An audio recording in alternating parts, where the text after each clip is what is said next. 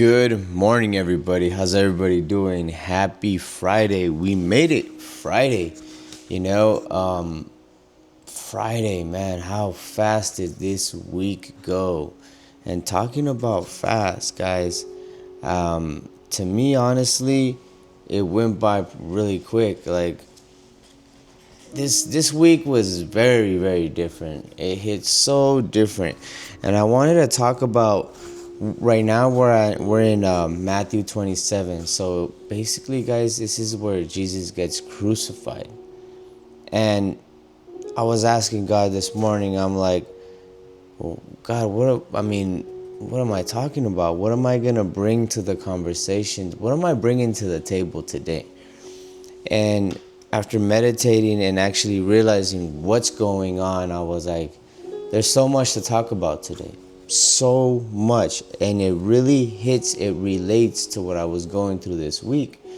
And the only reason I'm sharing this is just so you guys can see not only the vulnerability, but what it really means to sacrifice and what happens and what I learned too about fasting. So there's so many reasons why people may fast. And I'm not saying that, all of them are the right reasons to do it. If you're doing it just for a physical transformation, it's not the right thing to do. That's where, coming the play of like just eating right and, not like focusing so much on the end result, but on the process that's going to get you to the end result. Enjoying the journey, enjoying, just the day-to-day things. And when I started this, I started it because just like Jesus is talking about, like the crucifixion, how they crucified Jesus and Jesus died. Jesus died for what? Jesus died for our sins, right? So Jesus had to like basically be crucified. So the blood of God basically is what cleans us. And I was having trouble. I was having so much trouble, guys, I ended up putting the food before God. Like I was so lost into the honestly, I was so focused, and I just realized right now, I was so focused in the end result instead of enjoying the process. And by focusing so much on the end result is why I started to idolize food. So let me explain real quick. Anything that we put before God becomes an idol. So let's say you wake up in the morning and the first thing you do is grab your phone and check social media. Guess what?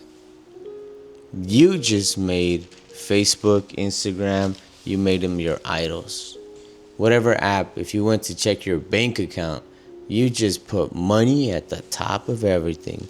And that is not the way you want to start the day. As you see, I see so many people talk about, and they don't relate it to Jesus. They don't relate it to God. But they say, oh, like if the first thing you're doing is checking your phone. No, they want you guys to like basically start like the day with 1 hour before you get into the day, just without your phone, just enjoying yourself. But honestly, that hour is to honor God and put him first. Spend some time with him. Pray for yourself. Just declarations, meditation, like anything that gets you in touch with God first before you do anything. Because God says it in the 10 Commandments that you shall have no false gods, like no idols, like I'm your God. There should be no other gods before me. And that came to like, it's when you're on it for like when you have awareness and you start asking the right questions, you're going to get answers.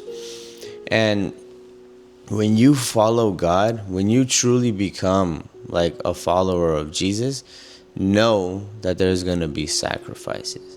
I'm not saying that I was never going to eat again or anything like that, but I was putting my willpower, my flesh to the test, And that's one of the things I wanted to talk about is basically how in these 3 days, something had to go with Miguel. Something had to change, because if I kept on doing the same thing, I was gonna get the same results and I wasn't gonna go nowhere. And what happens when that starts to take effect, when you start to go nowhere? Just think about it real quick. What happens when nothing changes in your life, but you're making effort, but you're it's in the wrong places?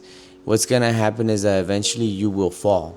You will quit your habit, whatever it is that you're doing. You're gonna quit. You're gonna be like, you know what? It's not even worth it. I'm not even enjoying myself, and whatever, because you're getting no results. You're getting nowhere. You're running in circles. You're on a treadmill. You're not going anywhere. You're just running in place.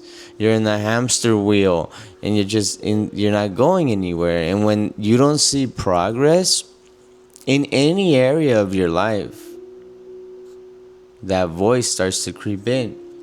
And it starts to tell you, you know what, you might as well just do what you were doing before. At least you had pleasure.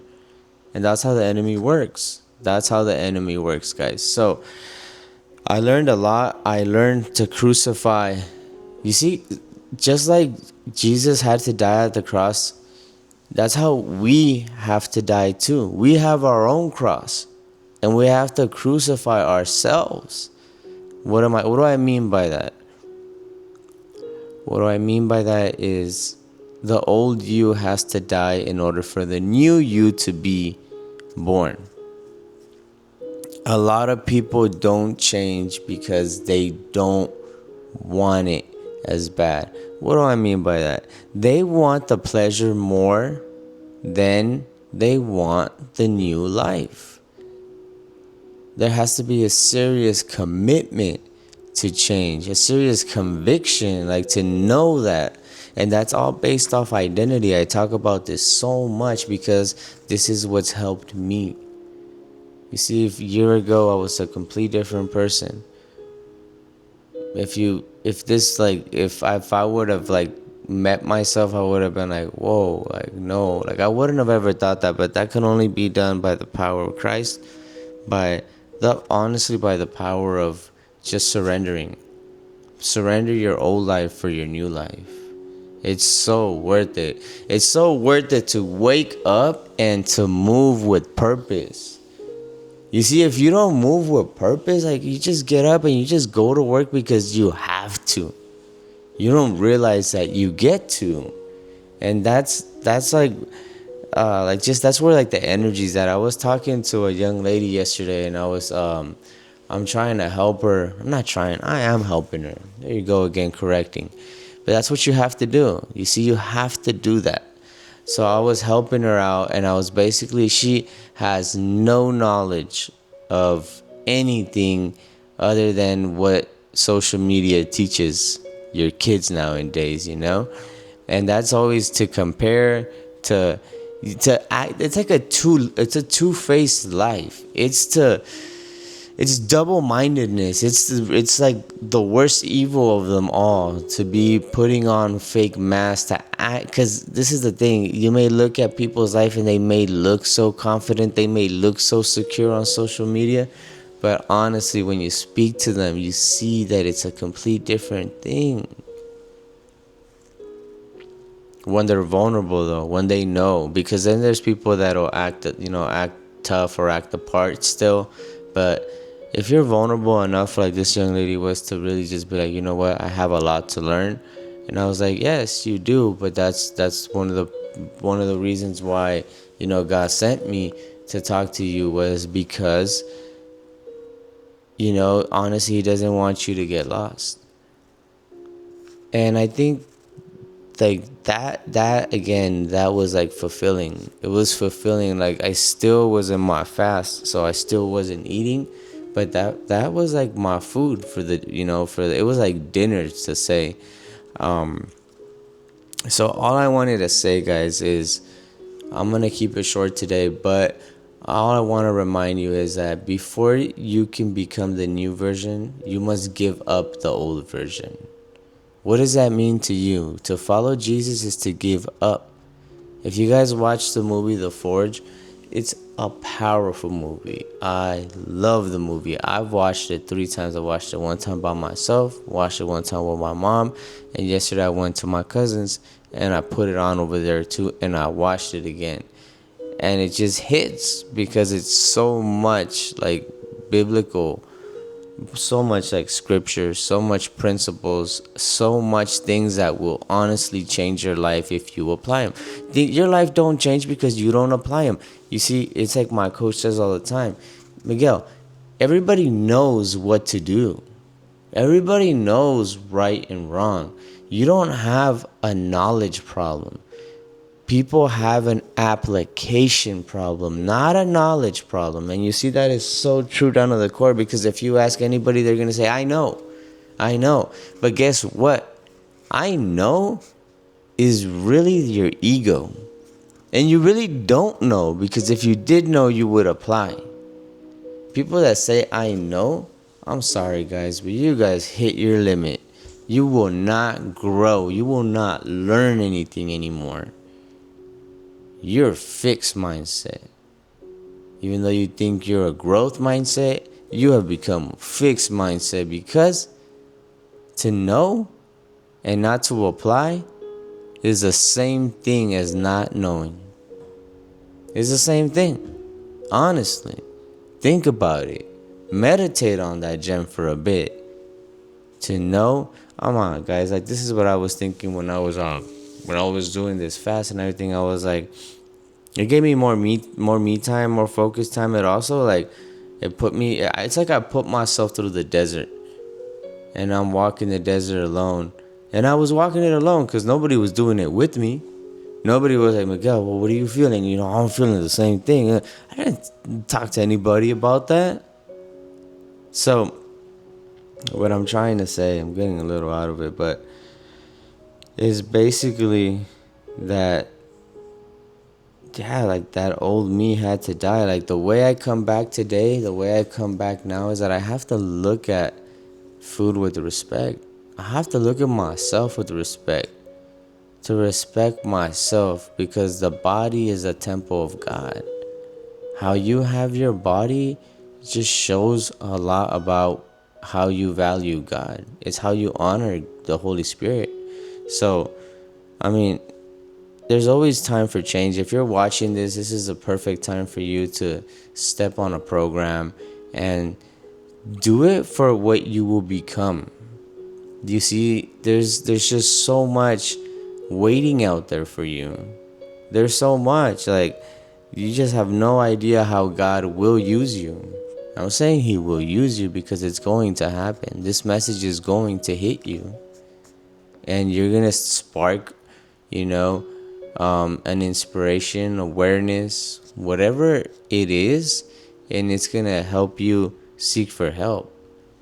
You know, and it doesn't have to be with me. It could be with someone that you actually trust, you know, or somebody that you feel more comfortable with.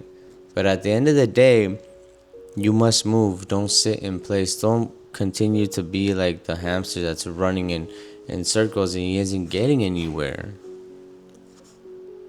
Become the best version of yourself for what? Well, I'll tell you right now. Become the best version of yourself, the best version you can be, for the simple fact that you can give it away. Give it away. Become that version of yourself so you can give it away to your children, to your spouse, to your community. Just give it away, because there's no better feeling than to give. I honestly, I don't believe there's anything better than to live with purpose, to see how you can make a change in just your circle. And then once that's done, get a bigger circle and get a bigger circle and just build, stack wins, you know, build the kingdom of God again. But anyways, guys, all I want to say is happy Friday. Friday's the beginning of the weekends, and it's a great time to cut everything off. If you don't have work, if you don't have If you got the weekend off, take a little weekend off without your phone, just to see like how you start to basically it's like detoxing. Like the thing is that you have so much on your plate that you can't put God in your plate because it's full already. So what does God ask us to do is a process. That's why you say people say like a process of elimination. We have to remove the negative and this and that. Yes, you have to remove it, but you got to remember what you have to put something positive. Why was God talks about when he basically like tells the demon to leave a person and it leaves, but if that person doesn't put God in there, the demon went found 7 others that were worse than him. The evil spirit came back and boom, that person just turned worse than he was before, before he was helped. So I have to remember that, like, if you're gonna be removing, you have to add God back in. You have to add God. If you were with God and you left, you put him back in there. Put him at the center again. Make sure that you make God the most important thing in your life and watch what's gonna happen when you do that. Good things will happen. I know, because my life is literally, it's a testimony to that. It's a testimony to just basically how I feel. Come on, guys, who doesn't want to feel good? Who doesn't want to feel good? Pain means like it's like is this the sacrifice of this just this pain that honestly, what's worse? What's worse? What weighs more? Is it the pain of like sacrifice, or is it the pain of regret? And I asked myself that, like, what's worse, Miguel? Like when I started this fast, I thought I was only gonna do a day. But then I was like, what's worse, Miguel? Is it gonna be the regret that how many times have I regretted things and I have felt bad about them and they haunt you. They stay with you. All these regrets stay with you if you're not changing. The regret of not being better and now not having the opportunity to do it. The regret of like not being a better spouse, a better father, a better anything, and just having that regret of not being able to do it because they're gone, because you made the mistake so much. But even then, it all serves a purpose. If you're in a situation like that, just know that you serve a purpose. You still have time. The fact that we're breathing is that we still have time. And all I wanted to say was that honestly, guys, you guys still have time. If you're watching this video, you have time. Just prioritize what's important. Make the most important thing, which is God. And then just it's like people will live their life, right? And they'll try to put God, oh, let me find a space to put God in. And it doesn't work that way. If you're doing that, that's why some people sometimes hit the gym. That's why some people sometimes eat healthy. That's why some people, sometimes control their behavior. Why? Because you don't make it a priority. You don't make it something important. You go like, well, depending on how the day goes. No.